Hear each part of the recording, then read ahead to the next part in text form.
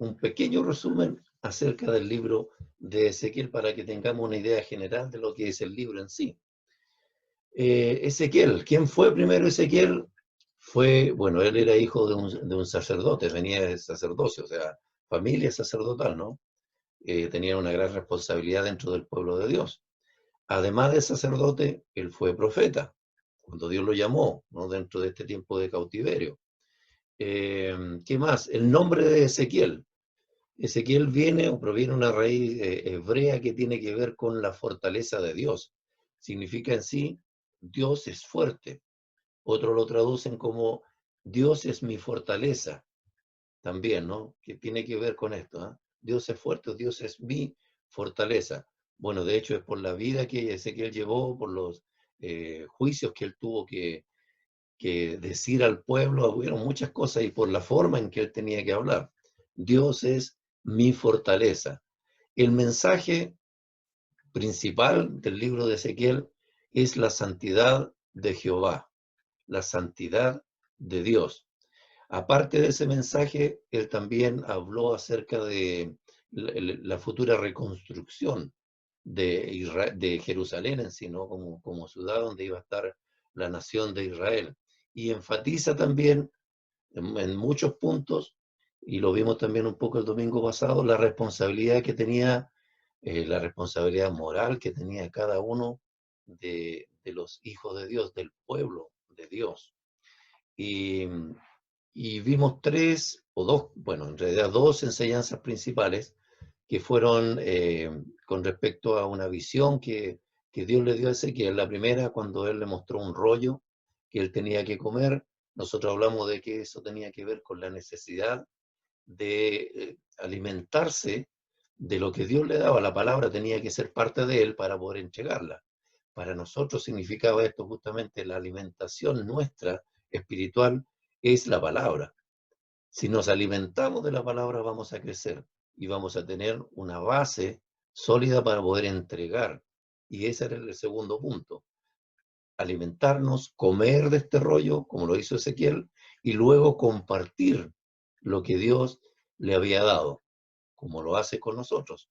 Tenemos la palabra, nos alimentamos de ella, pero tenemos que compartirla. Dios nos va a usar con los diferentes dones, talentos, lo que Él nos ha dado para poder entregar de la buena manera esta palabra. Este profeta vivió en Judá hasta el año 617, ¿ya? Tiempo en que Nabucodonosor envió, como segunda ocasión, envió tropas otra vez para nuevamente sitiar Judá y conquistarla de nuevo. Y en este tiempo obligó y sacó de su tierra a muchos judíos, entre ellos justamente iba Ezequiel, juntamente con el rey de ese tiempo, que era Joaquín, rey de Judá, muy joven, se los llevó a todos deportados a Babilonia. Esta era la segunda deportación. En el año 613, o sea, o 612, casi como 5 años después que ya estaban deportados en Babilonia, Dios hizo el llamado a Ezequiel a transmitir estos mensajes a los judíos que estaban cautivos ahí con él. Entonces él en primera persona está viviendo la experiencia de un cautivo, pero él tenía la tarea de entregar una palabra de ánimo, de aliento y también los juicios que se iban a cumplir, ya los juicios que Dios había determinado. En ese tiempo en que este profeta estuvo cumpliendo su ministerio, que fueron 22 años, también junto con terminar su libro era un tiempo en que habían 2 o 3 profetas más juntos con él. Abdías, que es un profeta menor también está ahí en la Biblia, si ustedes lo ven, Abdías, y el otro profeta que era uno de los profetas mayores por el tiempo de ministerio, Jeremías, en Judá. Se toparon con él. Y también Daniel principalmente, que estaba también deportado juntamente allá en Babilonia. Así que hay 3 profetas más junto a él que están cumpliendo la tarea de profetizar y entregar el mensaje de Dios. Y como les decía, la santificación a Jehová es un tema recurrente, digamos, el tema principal. Y hay una frase que destaca, que justamente el día martes me parece que la mencionó Gerardo y fue interesante, es una frase que se destaca a lo largo del libro, que es Señor soberano Dios. Esto aparece en los capítulos del 11 al 23. Señor soberano Dios, hablando acerca de la soberanía de Dios. Mire qué interesante. Y también hay otras frases que me gustaría que ustedes, cuando lean el libro, vayan viendo cuántas veces se repiten. Hay una frase que dice, y esto es una pequeña tarea anticipada, hay una frase que dice, así ha dicho Jehová el Señor. ¿Cuántas veces se dice esa frase? Tarea. Otra frase, vino a mí palabra de Jehová. Otra frase. Y la tercera es, hijo de hombre. Varias veces el Señor menciona esta palabra, profetiza, hijo de hombre. ¿Ya? Esa es la tarea. Y estas frases, como le digo, aparecen muchísimas veces en estos 48 capítulos del libro de Ezequiel. Y la palabra esa que digo yo, que es la frase, aparece, según lo he entendido, que la buscaron todas, 217 veces. Así que cuando ustedes vean ahí, traten de ver si las encuentran las 217 veces. Yo lo estoy haciendo. Todavía no las encuentro todas, pero por ahí van a aparecer.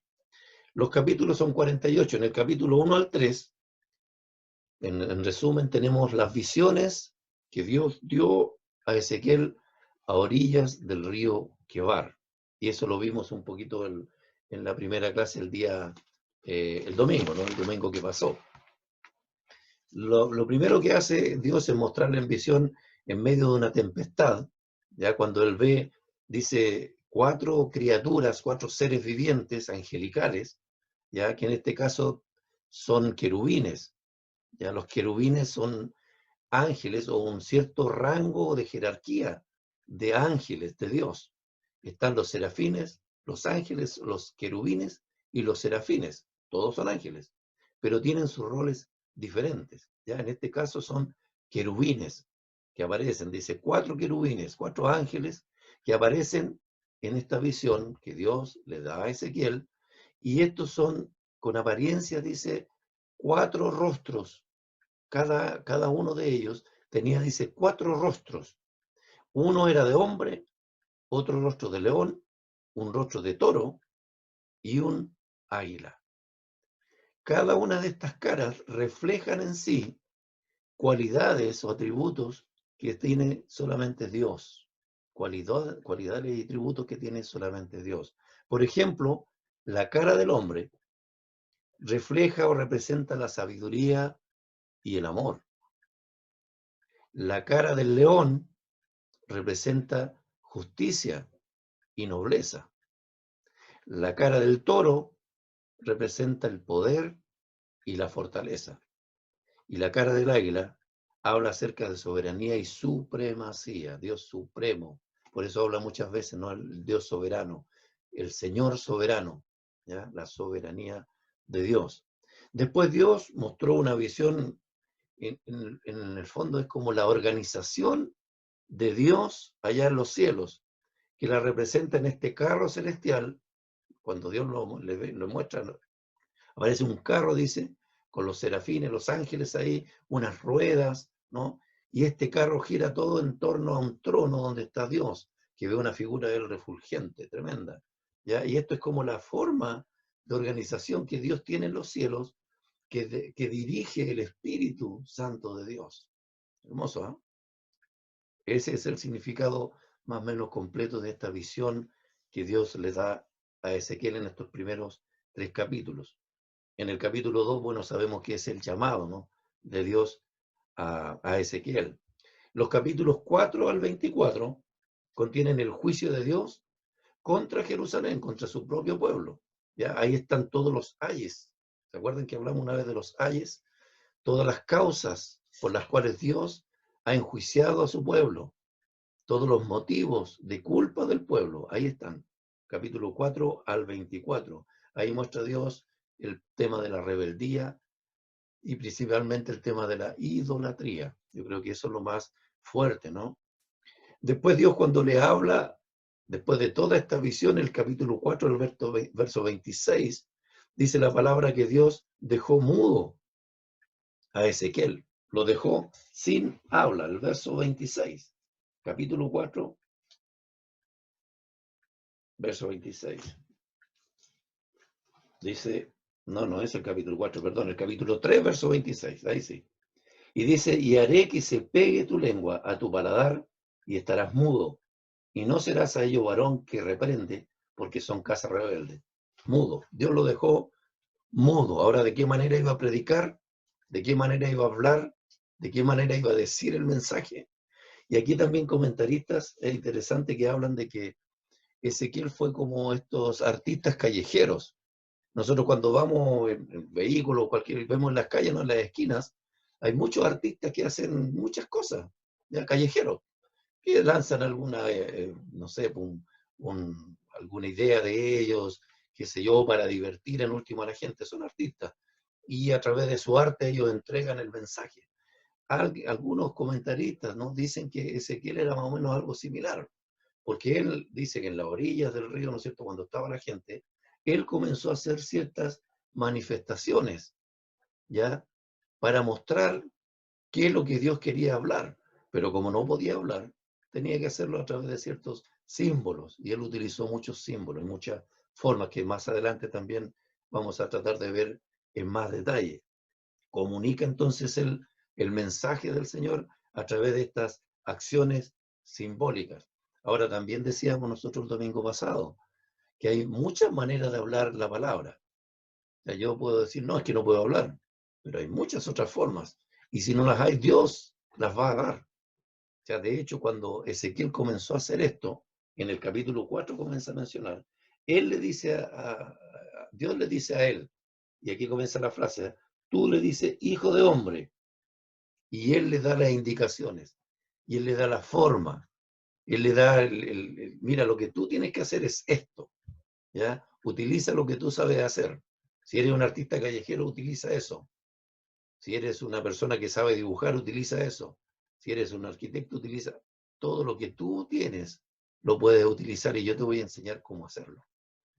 Justificaciones, no hay ninguna para poder decir, yo no puedo predicar el Evangelio. O sea, yo no puedo justificarme delante de Dios diciendo, no, yo no tengo dones, no tengo talentos. Quizás no son los mismos de otros, pero hay habilidades, hay dones que Dios ha puesto en ti, que los cuales tú tienes que usar para poder entregar el mensaje.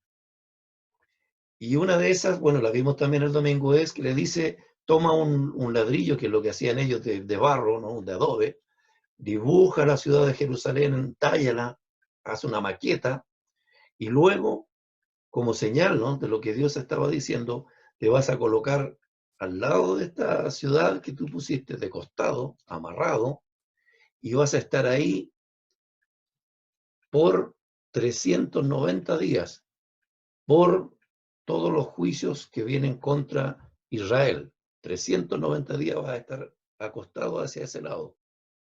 Y luego, por 40 días más, después de esos 390, vas a estar acostado al otro lado, también amarrado, por la ciudad de Judá. Todo era muy gráfico, muy, ¿cómo se dice esto? Tangible. O sea, el pueblo, si no lo escuchaba hablar, lo iba a ver. Por lo tanto, él hizo la maqueta, colocó el ladrillo con la ciudad de Jerusalén, dibujada o tallada, luego hizo todo esto alrededor de la ciudad y él se colocó como siendo el asedio, él era como el asedio en este caso, del pueblo que iba a conquistar estas ciudades. Él iba a estar ahí todos esos días, todo ese tiempo. Y eso significaba lo que él iba a hacer. Era interesante la forma, ¿no? Era como un señal del tiempo en que las ciudades iban a estar sitiadas por los enemigos. Y él cumplió esa tarea, y eso lo vemos todo el capítulo 4 al 24. En los capítulos 25 al 32, Dios habla a las naciones que están a su alrededor, ¿ya? Tiro, Sidón y otras ciudades y otras naciones que están por ahí, ¿no? Y Dios está hablando a estas naciones, los que van a recibir también una sentencia, porque no solamente Dios sentenció a Judá como su pueblo, o a Israel como sus naciones, sino también sentencia a estas naciones que están alrededor, una sentencia que es condenatoria, porque estos pueblos siempre estuvieron en oposición, contrarias a el pueblo de Dios, al pueblo escogido de Dios. Por lo tanto, Ezequiel anuncia esto, este juicio, la destrucción de la ciudad, por ejemplo, de Tiro y de su rey. Y según la profecía y según la historia, esta profecía sobre Sidón se cumplió, sobre Tiro principalmente, se cumplió con Nabucodonosor años después, cuando Nabucodonosor destruyó una parte de Tiro. Si uno lo ve en el mapa, ¿no? Tiro está cercano en la costa, ¿ya?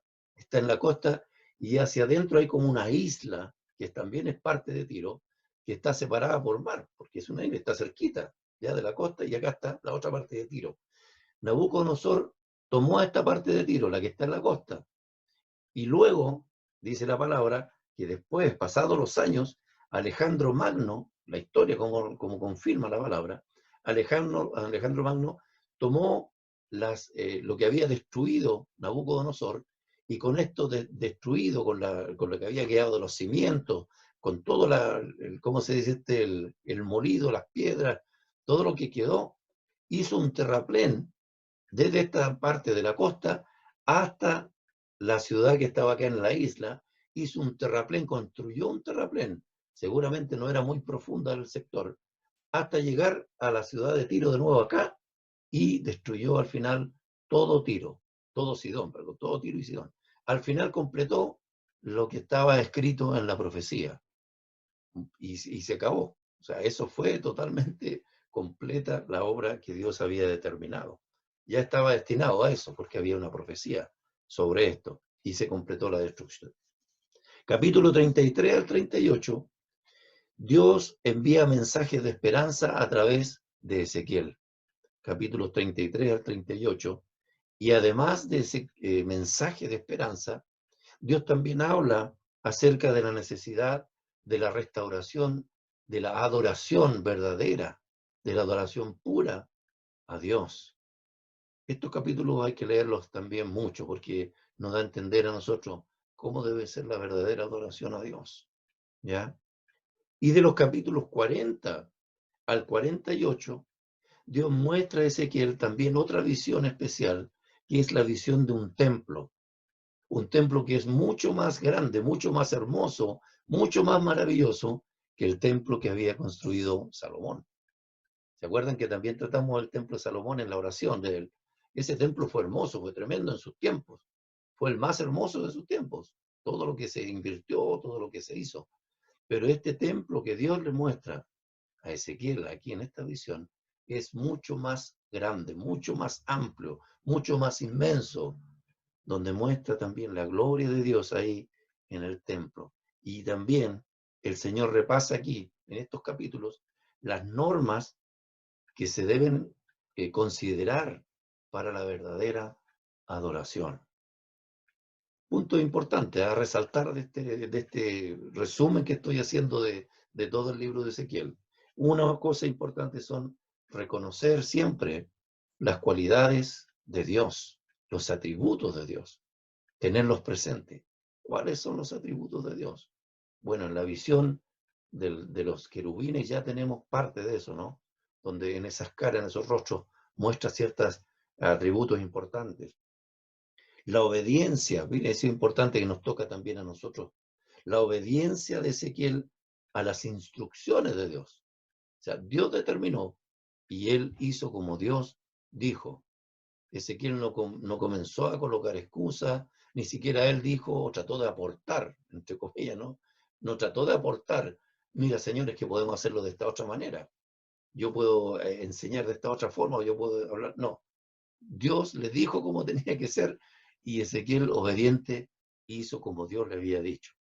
Y por último, otro punto importante dentro del libro de Ezequiel es cómo hacemos la adoración, porque la adoración une al pueblo, la adoración verdadera une al pueblo. Y nosotros eso lo vemos, lo vivimos cuando estamos juntos, cuando alabamos al Señor, cuando oramos al Señor, cuando reconocemos lo que el Señor ha hecho por nosotros, cuando compartimos en testimonio lo que Dios ha hecho a través de la oración, ¿no? también estamos adorando juntos. Cuando cantamos a Dios, estamos adorando la verdadera adoración al Señor. Y yo quisiera en esta mañana compartir en breve también ahora algunos pasajes de la Escritura que también me dejaron bien, digamos, como pensativo, ¿no? Reflexivo, por lo que es la palabra. Y vamos a volver a la Ezequiel capítulo 3 y los versículos 22 adelante. Ezequiel capítulo 3, versículo 22 en adelante. Y esto tiene mucho que ver con lo que nosotros hoy día vivimos. Increíble cómo una palabra puede ser tan práctica hoy. ¿Ya? Capítulo 3, verso 22. Vino allí, dice, la palabra de Jehová sobre mí y me dijo, dice, vino allí la mano de Jehová. ¿Ya? Yo dije la palabra, pero es la mano. ¿Y por qué lo resalto? Porque no siempre Dios estaba presente como lo está hoy a través del Espíritu, porque más adelante dice, y entró el Espíritu en mí. Los profetas recibían el Espíritu cuando Dios les iba a revelar algunas cosas con respecto a ya sea a la vida del pueblo o a su propia vida. Cuando dice, vino allí la mano de Jehová, era la mano que tenía que venir para sostenerle a él por lo que él iba a vivir, por lo que él tendría que enfrentar. Vino a mí la mano de Jehová para sostenerme, por eso es importante que después lo apliquemos a nosotros, y me dijo, levántate y sal al campo, y allí hablaré contigo. Eso significa desafío. Si viene la mano de Dios a mi vida para sostenerme es porque yo tengo que hacer algo. Hay un desafío de por medio, y es un desafío importante. Y me levanté, obediencia, y me levanté y salí al campo. Y he aquí que allí estaba la gloria de Jehová, como la gloria que había visto junto al río Quebar, y me postré sobre mi rostro. Cuando Dios se manifiesta, la única opción que uno puede tener es humillarse nada más. Cuando Dios viene a tu vida, cuando el Espíritu de Dios comienza a tocar tu corazón, no hay nada más que humillarse delante del Señor, nada más. No podemos decir nada, no podemos hablar, porque es la presencia de Dios que nos hace bajar nuestra cabeza y reconocer la autoridad de Él sobre nosotros. Y me postré sobre mi rostro, humillado, ¿no? Entonces, dice la palabra, y es entonces importante, cuando Dios vio esa actitud en Ezequiel, cuando vio su humildad, cuando vio su corazón abierto delante de Él, reconociéndole como Dios, dice, entró el Espíritu y me afirmó sobre mis pies y me habló y me dijo. Me acuerdo también lo que el Señor Jesús en un momento hizo antes de ir a la cruz. ¿Se acuerdan en el huerto cuando estuvo solo y clamó al Padre que pase de mí, si es posible, esta copa, por lo que él iba a vivir? Y dice la palabra que vino el Espíritu de Dios y le afirmó en su corazón. Vino el Espíritu de Dios y fortaleció en su espíritu al mismo Señor, porque estaba viviendo en carne el sufrimiento, el dolor. Ezequiel iba a vivir situaciones muy complicadas y necesitaba este toque de Dios. Cuando el Espíritu de Dios viene a tu vida, todo cambia, ¿no? El Espíritu de Dios coloca paz, coloca tranquilidad. El Espíritu de Dios te confirma lo que Dios quiere hacer contigo. Entonces entró el Espíritu en mí y me afirmó sobre mis pies, porque necesitaba que Dios me afirmara, porque solo no iba a poder. Y le dice, entra y enciérrate dentro de tu casa. El domingo pasado dijimos también, Ezequiel tenía una casa ahí cerca del río Quebar. Dios le dice, enciérrate en tu casa, porque necesito tener privacidad necesito tener intimidad contigo para decirte lo que tengo que decir. Qué importante es la intimidad con Dios. Cuando yo quiero buscar palabra de Dios, no puedo hacerlo en el bullicio. Cuando yo quiero buscar alguna confirmación de Dios para mi vida, no puedo hacerla en medio de todo el ajetreo diario. No puedo, no me sirve. Me aparta de poder estar así en esa comunión. Por eso es importante esto de buscar a Dios en intimidad, solo, lo más posible. Es que los niños, es que la tarea, es que el trabajo, yo tengo que apartarme un tiempo. Si realmente busco de Dios, si estoy buscando realmente lo que Dios quiera decir a mi vida. Privacidad, intimidad.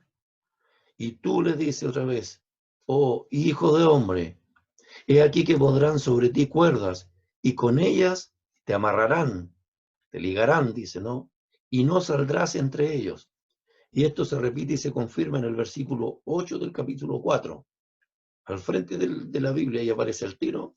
En el versículo 8 dice, y he aquí, he puesto sobre ti ataduras, y no te volverás de un lado a otro hasta que hayas cumplido los días de tu asedio. ¿Se acuerdan lo que él tenía que hacer? Ser amarrado, ser atado, puesto tantos días hacia un lado, tantos días hacia el otro, representando el asedio del enemigo contra el pueblo de Dios, ¿no? Y haré, dice, que se te pegue tu lengua, lo que vimos a tu paladar. Esto también lo vimos en Habacuc. El tema de pegarse la lengua, no poder hablar, siquiera comer, servirse algo, respirar, era complicado. Y estarás mudo, y no serás a ello varón que reprende, porque son casa rebelde. Había un tiempo también en que él iba a hablar la palabra, pero respaldado por Dios. Ni siquiera era un tema de que él, Dios me habló ahora, tengo que compartirlo de inmediato. No, tenía que esperar el tiempo de Dios. Porque Dios mismo le dice, no te van a escuchar, no te van a hacer caso. Quizás hasta se van a reír de él por la profecía o por lo que él iba a estar diciendo. Entonces Dios le dice, no, y estarás mudo. En el fondo yo creo que Dios lo que estaba haciendo con Ezequiel era cuidarle. Estaba protegiéndole hasta el tiempo preciso en que Ezequiel tenía que entregar el mensaje. Y eso es importante, ¿eh? Quizás nosotros tenemos todo el ánimo en nuestro corazón, Señor, yo quiero hacer esto, yo quiero. Pero Dios quizás tiene también el tiempo en que prepara nuestra vida y prepara tu corazón y te prepara a ti para poder entregar. A lo mejor soy muy nuevo todavía, no es tiempo. Dios me está preparando. Dios está preparando el corazón, tu corazón, para estar ya listo después a enfrentar la tarea, como lo tenía que hacer Ezequiel. Mas cuando yo te hubiere hablado, dice Dios, abriré tu boca y les dirás. ¿Se fijan? Ahí está el tiempo cumplido. Ezequiel, ten paciencia. Tú vas a estar mudo, pero estás asimilando la palabra que tú comiste a través del rollo. Tú necesitas hacer eso primero y estar en esta comunión para conocerme más. Eso es lo que necesitaba Ezequiel. Por eso Dios lo iba a firmar. Por eso le dice, y allí la mano de Jehová sobre él, y allí el Espíritu sobre él. O sea, todo tenía que estar a su favor de parte de Dios para poder recién entregar el mensaje, hacer la tarea, ¿no? El trabajo que él le había encomendado. Mas cuando yo te hubiere hablado, abriré tu boca. Y de ahí en adelante nadie más lo iba a parar, porque era Dios el que estaba hablando a través del profeta. Y la frase, así ha dicho Jehová el Señor, por eso les digo, búsquenla, porque esa frase es tan importante. Es el respaldo de Dios para el profeta. No es una palabra que él iba a decir de sí, es una palabra que Dios iba a hablar a través de él. Y él iba a decir, así ha dicho Jehová el Señor, porque si la persona que escuchaba tenía temor de Dios, iba a entender que esa palabra era de Dios, no del profeta. Si tenía conocimiento de Dios, como debía tenerlo, si era el pueblo, porque esta palabra era para el pueblo, si tenían el conocimiento, esta frase era el respaldo para Ezequiel. Así ha dicho Jehová el Señor.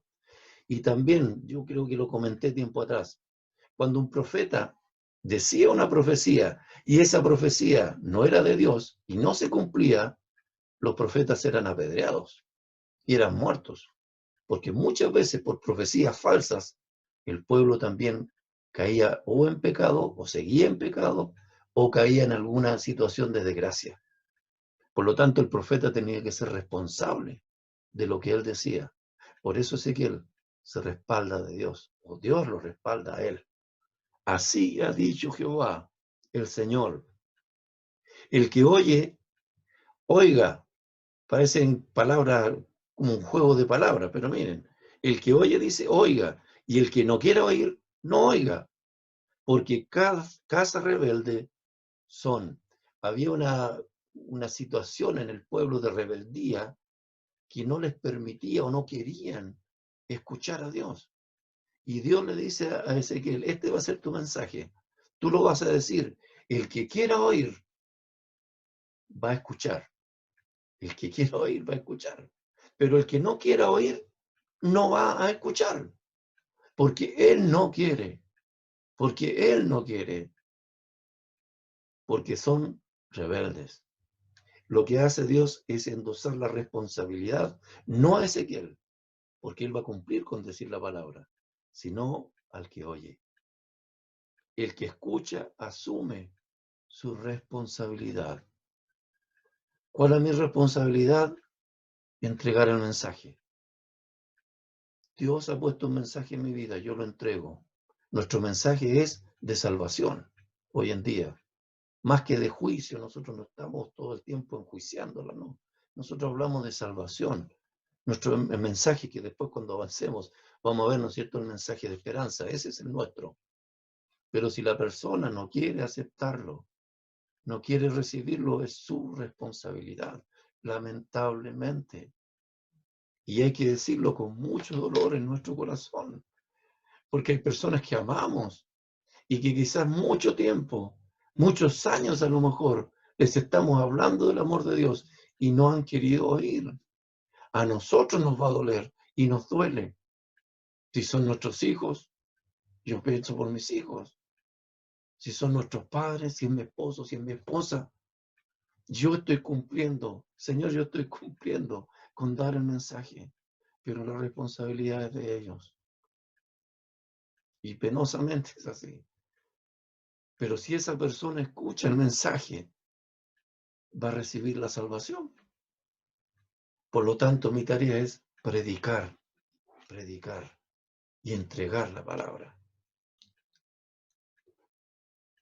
Dios ha puesto un mensaje en nuestro corazón y tenemos que cumplirlo. Dios va a dar las formas. Dios va a dar la manera. Y quizás, como les digo, hay mucho tiempo que estamos entregando la palabra. Señor, a lo mejor tenemos que orar, Señor, dame la forma, o muéstrame cuál es la forma en que yo tengo que entregar este mensaje para llegar a mi ser amado. ¿De qué manera, Señor, tengo que entregarlo? Y por supuesto que esto tiene que ir respaldado con oración, con mucha oración. Y pidiendo a Dios, Señor, sé tú quien me respalde. Sé tú, Señor, el que dé la autoridad para entregar esta palabra. Yo creo que todos queremos que nuestros seres amados, principalmente, conozcan al Señor. Que nuestros seres amados puedan vivir también esta plenitud de Dios en nuestra vida. Orar al Señor. Yo les insto esta mañana a orar y a clamar. Señor, dame tú la forma, el método, Señor, la estrategia para poder cumplir la tarea y para que mis seres queridos también reciban la palabra. Dios está con nosotros, mis hermanos. El Espíritu de Dios está en nuestras vidas, no como antes, que venía en ocasiones y se iba. Hoy en día el Espíritu de Dios, como dice ahí, cuando dice entró en Ezequiel, el Espíritu ya está en nosotros. Por lo tanto, tenemos el Espíritu de Dios en nuestra vida. Y Dios mismo siempre está dando palabra de ánimo con su mano, fortaleciéndonos, levantándonos, porque necesitamos levantarnos. Pero es Dios el que hace la obra. Nosotros cumplimos la tarea. Les voy a invitar a orar. Padre, en esta mañana te doy gracias por tu palabra. Gracias, Señor, porque el Espíritu de Dios un día vino a nuestra vida también. Gracias por Jesús, quien dejó a su Espíritu para que nos guiara a toda verdad. El Espíritu Santo que nos fortalece. En esta mañana te ruego una unción especial por cada uno de mis hermanos y hermanas, Señor, en este grupo hermoso. Llénanos, Señor, de tu presencia a través de tu Espíritu. Llénanos, Señor, de tu unción, Padre, para poder servirte, Señor, a ti. Y que el mensaje, Señor, que llevamos pueda alcanzar a nuestros seres amados. Oh, Señor, toca a nuestros seres amados, Padre. Toca a nuestros hijos, Señor. A los esposos o esposas, Señor, que aún no han decidido por ti. Oh, Señor, que tu unción, Señor, esté en nuestras vidas para predicar con denuedo tu palabra, con veracidad, con certeza, con esa convicción, Señor, que viene del cielo. Gracias, Dios, gracias por estar en nosotros. Gracias, Señor. Te alabamos a ti en esta mañana. En el nombre de Jesús. Amén. Gracias, Señor.